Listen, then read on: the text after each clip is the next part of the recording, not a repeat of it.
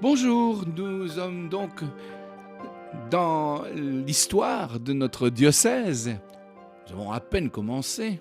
J'ai présenté la conquête romaine et puis la ville de Toul qui, semble-t-il, a émergé au 1er siècle comme capitale de la cité des Leucs. Et puis j'ai évoqué la dernière fois les 3 grands sanctuaires de cette région. Grand, n'est-ce pas, dans les Vosges, Deneuvre dans la région de Baccarat et puis Sion. Mais ces 3 grands sanctuaires, je l'ai déjà dit, mais je le répète, euh, étaient accompagnés dans beaucoup d'endroits de beaucoup de petits sanctuaires qui n'avaient pas la fréquentation et la réputation des grands, mais qui existaient, qui montrent un monde très religieux et rempli de Dieu. Je pense par exemple à celui de Vieux-Ménil, qui a été découvert en 1999, avec une dédicace à Apollon et à Mercure, et qui est fréquenté à l'époque où nous sommes, du 1er jusqu'à le 3e siècle. On a découvert des belles statues en grès, beaucoup de fragments d'autres, donc il y a plein de petits sanctuaires. La vie à la campagne est très abondante, c'est très important pour l'évangélisation de la région de savoir qu'il y a un éclatement de l'habitat sur l'ensemble du territoire, qui traduit une volonté de l'époque d'exploitation systématique des campagnes. Les matières premières extraites du sol, que ce soit les récoltes, les pierres, le bois, le minerai, ou les objets finis, poterie, outillage de fer, étaient ensuite commercialisées vers les agglomérations et les cités voisines par l'intermédiaire d'un réseau de communication très efficace. En général, entre chaque agglomération, la distance est environ de 25 km, ce qui correspond à une journée de marche ou une journée de déplacement en charrette tirée par des bœufs. Donc on voit bien comment le territoire est maillé de cette manière. N'imaginons pas du tout une région sans population, etc. Pas du tout, au contraire, très peuplée, très dispersée. Je vous donne un exemple pour que vous vous rendiez compte. Si vous vous promenez dans la région d'Amblin, vous avez 3 villages autour de d'Amblin: Germainvillers, d'Amblin, Morimont. Tout ça est séparé de quelques kilomètres et vous avez une douzaine de domaines agricoles entre ces 3 villages. Donc vous voyez vraiment, c'est un maillage très important. Je parlais de d'Amblin, pourquoi? C'est pas par hasard. C'est parce qu'on a découvert en 2011, donc vous voyez, c'est tout proche, une villa du 1er siècle et qui est extraordinaire, qui montre la richesse que pouvaient avoir certaines villas, évidemment pas toutes, quand vous pensez qu'on a découvert un complexe de thermes domestiques, donc uniquement pour la famille, avec bassin tiède, chaud, froid, vestiaire, des décorations, des mosaïques de décoration extraordinaires, des marbres, des peintures originales, et ça pour 6 personnes, vu la taille du bassin. Si le bâtiment avait 45 mètres de long, 17 mètres de large, hein, de l'habitation, avec une cour, et puis ensuite des bâtiments de service, et puis le jardin, et puis etc. Si vous voulez voir ce complexe thermal qui vient de d'Amblin, vous allez au musée d'Épinal. Il y a une reconstitution très bien faite de cette villa d'Amblin et particulièrement de ces thermes. C'est pour vous dire la richesse. C'est pour quand même, je pense, cet exemple-là pour montrer qu'on ne tombe pas. La civilisation de cette époque n'est pas une civilisation pauvre, enfin une civilisation sans prestige, au contraire. Et on trouve d'autres villes gallo-romaines, à Bouzemont, à Grand, la villa de Fontaine-Notte, à la Goulotte à Lifol, j'en ai déjà parlé, la Lana près de Saint-Tray, etc. Les graines et les restes alimentaires qu'on a découverts dans les fouilles donnent une idée du mode de vie du temps. On consomme beaucoup de céréales, du millet commun, de l'orge, du blé, de l'épeautre, du seigle, de l'avoine, des légumineuses, lentilles, pois, fèves, des épices, l'année, fenouil, céleri, coriandre, cumin, anis, sarriette des jardins, des arbres fruitiers, poiriers, mûriers, pommes, prunes, cerises, coings, figuiers, calebasse, melons. Voilà. Voilà. Tout ça, c'est simplement pour dire que nous sommes, à cette époque, dans une région paisible, non pas très riche, mais dans l'aisance, et dans une région très peuplée. Alors, voyons l'arrivée de la foi. D'abord, nous savons que l'événement central du christianisme, la Pâque, a eu lieu le 7 avril 30 de notre ère. Donc. La Pentecôte est donc dans les 50 jours qui suivent ce 7 avril. La lapidation de Saint-Étienne, qui met dehors les disciples, elle est de 36. La conversion de Paul sur le chemin de Damas, de la même époque, quelques mois plus tard, après la lapidation d'Étienne. La mission commence dans la Samarie assez vite grâce à l'expulsion des chrétiens de Jérusalem, dans les villes voisines. Certains de ces chrétiens vont aller jusqu'à Antioche. 49, c'est le premier grand voyage de Paul qui va faire tout le sud de la Turquie, ensuite Éphèse, etc., l'Europe. Voilà. Donc on voit, et il y a des chrétiens à Rome en 49, puisque Claude, l'empereur, expulse juifs et chrétiens de la ville qui se disputent au sujet du Christ. Donc l'expansion chrétienne a été extrêmement rapide. Ne nous trompons pas non plus quand même, ce sont de petites communautés. Antioche, qui est une ville qui fait 1 million d'habitants, en Syrie à l'époque, il y a, au début, 20 chrétiens, 30 chrétiens, quelques familles. Les communautés sont petites, mais elles sont très répandues dans les cités qui bordent la Méditerranée. Pour la France, la zone qui a été la première évangélisée, c'est évidemment le sud de la France, c'est-à-dire le bord méditerranéen de notre pays. Ne serait-ce que parce qu'il y a des communications régulières entre Césarée de Palestine et la côte, appelons par anachronisme, la côte française d'aujourd'hui. On a retrouvé des billets de lignes régulières entre Césarée de Philippe et Narbonne. Donc vous voyez, ça veut donc dire qu'on achetait son billet et on voyageait. Saint-Paul voyage sur des bateaux qui ont 200 personnes, 300 personnes. Alors on ne voyage que 6 mois de l'année, c'est sûr, pendant la bonne saison. Mais pendant cette saison-là, on voyage beaucoup, on cabote, on passe de cité en cité. Et donc, la côte française, la narbonnaise, comme on l'appelle à l'époque, ou Massilia, Marseille, une colonie tout à fait exceptionnelle, tout cela va recevoir l'évangile relativement tôt, même si c'est très difficile à dater. Alors on a toutes les histoires que racontent les Provençaux sur Marie-Madeleine, sur les Saintes Maries de la Mer, etc. Les légendes ne sont jamais gratuites, elles reposent toujours sur des choses qui sont cachées, qu'il faut toujours regarder. On voit bien comment la grotte de la Sainte-Baume, tout ce milieu méditerranéen provençal a la certitude d'avoir connu l'Évangile très tôt. Et c'est évident que les premières grandes communautés chrétiennes se sont trouvées là, dans cette région-là. Le premier grand évêché de diocèse, enfin évêché, c'est Arles, qui va devenir un centre, une capitale complète de toute cette région du sud, et y compris même vers l'Espagne.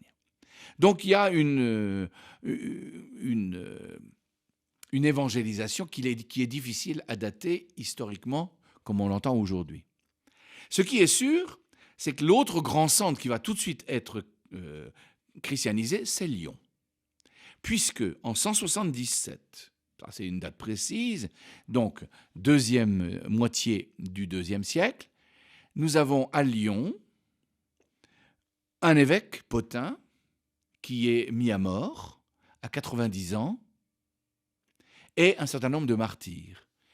Et nous savons qu'à côté de Lyon, à Vienne, il y a une communauté chrétienne, puisque dans la liste des martyrs, il y a un diacre et des chrétiens de Vienne.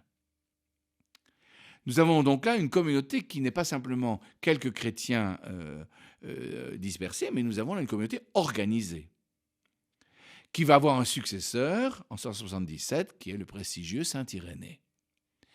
Cette communauté, quand on voit la liste de ceux qui ont été martyrisés ou qui ont été emprisonnés et relâchés, nous avons des noms de tout style. Par exemple, nous avons des noms qui ressemblent à des noms latins. Nous avons le diacre Sanctus. Nous avons ceux qui meurent en prison des suites des Coursus, qui s'appellent Maturus Sanctus. On a Blandine, on a Attal, on a Pothin, qui est un nom qu'on nous dit originaire de Smyrne. C'est très intéressant, je vais revenir là-dessus. Voilà. Donc on a une communauté qui est faite pour une part de latins, pour une part de gaulois, qui portent des noms gaulois, et pour une part de gens qui portent des noms asiates, qui viennent de Smyrne. Irénée lui-même va venir de Smyrne, se rappellera de Polycarpe de Smyrne, l'évêque qui mourra lui aussi brûlé dans le stade à 96 ans, et qui avait été disciple de Saint Jean l'apôtre. Vous voyez la proximité des descendances là. Et donc, nous avons une communauté qui a été fondée par des Asiatiques, parce que nous savons que Lyon était particulièrement en relation commerciale avec cette région de l'Asie mineure, qu'on appellerait aujourd'hui la Turquie pour faire plus vite. Et donc, il y a des chrétiens qui sont venus là, mais la communauté, elle est déjà composite. Elle est faite d'hommes et de femmes vaillants, elle est faite de gens qui ont des noms latins, qui ont des noms gaulois et qui ont des noms asiates. Et c'est cette communauté-là qui est la grande communauté de l'époque, d'où va sortir saint Irénée, le premier grand théologien de cette époque. Chrétien d'hier et d'aujourd'hui, Père Jacques Bombardier. Nous sommes donc sur RCF et nous continuons notre histoire de l'évangélisation de notre pays. On a vu l'arrivée par la côte méditerranéenne, on a vu remonter vers la Provence, ensuite on parle du centre de Lyon. Ensuite, il faut évoquer la région de Tours, qui va devenir une région chrétienne, tout à fait Poitiers, surtout Poitiers. Hilaire de Poitiers, le autre grand théologien français, qui est du début du IVe siècle et qui est donc né au IIIe. Nous avons là un certain nombre de Saint-Martin, qui va... alors Saint-Martin, il est typique, c'est un militaire, c'est à retenir, nous allons en parler bientôt. C'est un militaire, il est né en Pannonie, c'est-à-dire en Hongrie. Il a rencontré le Christ à Amiens et il s'est converti à Amiens, il a reçu le baptême à Amiens. Et il vient se mettre à l'école d'Hilaire de Poitiers, dont la réputation est extraordinaire, pour apprendre le christianisme. Et Hilaire lui permet de s'installer dans un petit lieu tranquille à l'extérieur de Poitiers, Ligugé, qui lui permet de s'établir là et de chercher Dieu dans la prière, etc. Et c'est là qu'on viendra le chercher pour en faire l'évêque de Tours. Donc là, on a un centre, et Tours va devenir le grand centre au 5e, 6e, 7e siècle de la Gaule. Donc voilà, ça arrive de cette manière, progressivement. Il y a un petit centre autour de Paris. Voilà. Chez nous, c'est difficile d'être précis avant le milieu du IVe siècle. Mais il est vraisemblablement possible que l'Évangile soit arrivé par des personnalités indépendantes, et en particulier par les militaires. Car quand on regarde l'histoire de cette époque, de cette première évangélisation, on voit que les militaires ont joué un rôle capital dans la transmission de la foi. J'ai pris le cas de Saint-Martin à l'instant, c'était un très bon exemple, parce que les militaires se déplacent et sont en garnison à différents endroits, et donc ils ont leur voyage fait qu'ils peuvent annoncer l'évangile à différents endroits.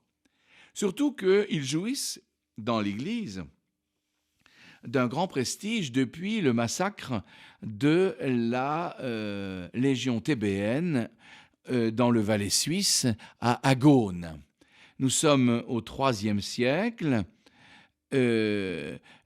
Maurice et ses compagnons, qui sont des Coptes, donc des chrétiens égyptiens, qui eux ont été évangélisés bien entendu au 1er siècle, et qui sont chrétiens depuis le 1er siècle. Donc eux, ils ont déjà 2 siècles de christianisme derrière eux, et qui sont martyrs à Agone pour avoir refusé d'accomplir l'ordre qu'on leur avait donné de tuer tous les habitants près de Octodure, c'est la ville de Martigny, aujourd'hui au nord des Alpes, en Suisse, qui avaient été convertis au christianisme et que on voulait éliminer.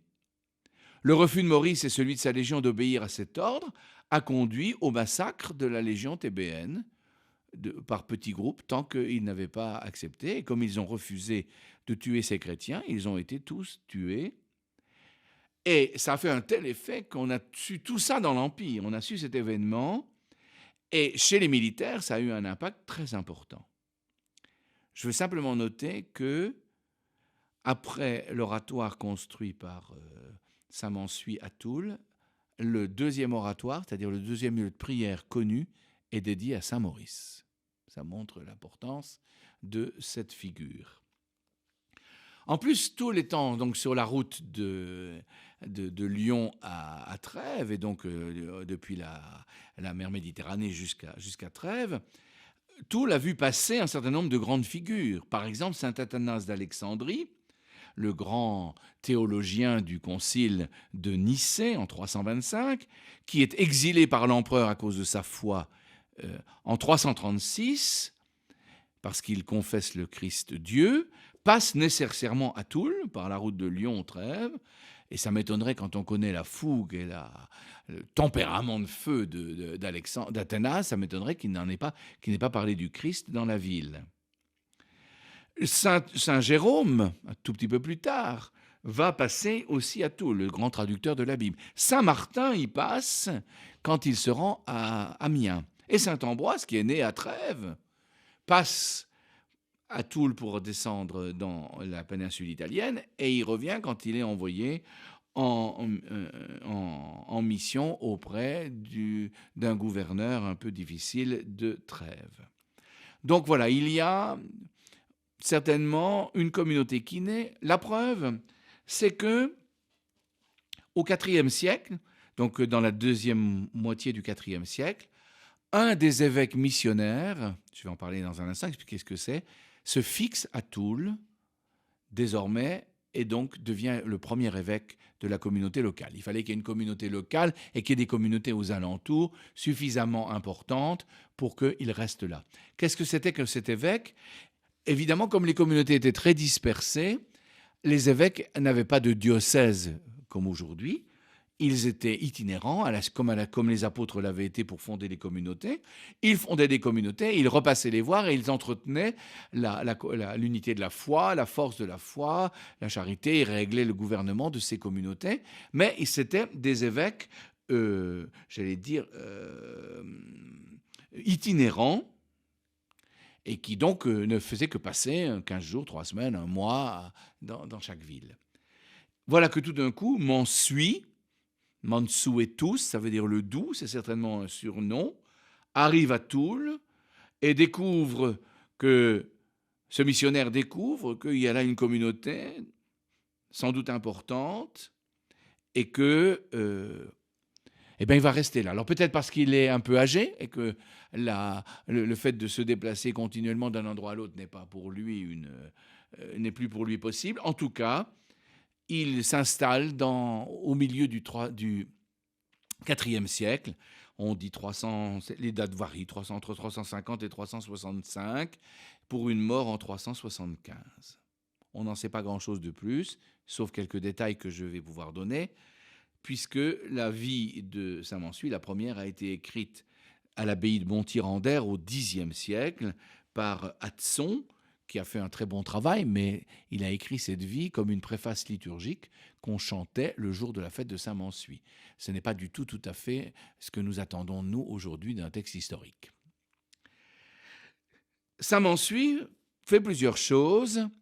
Je vais les nommer, et puis je crois qu'on ne pourrait pas plus aborder ça aujourd'hui, mais nous reviendrons là-dessus la prochaine fois.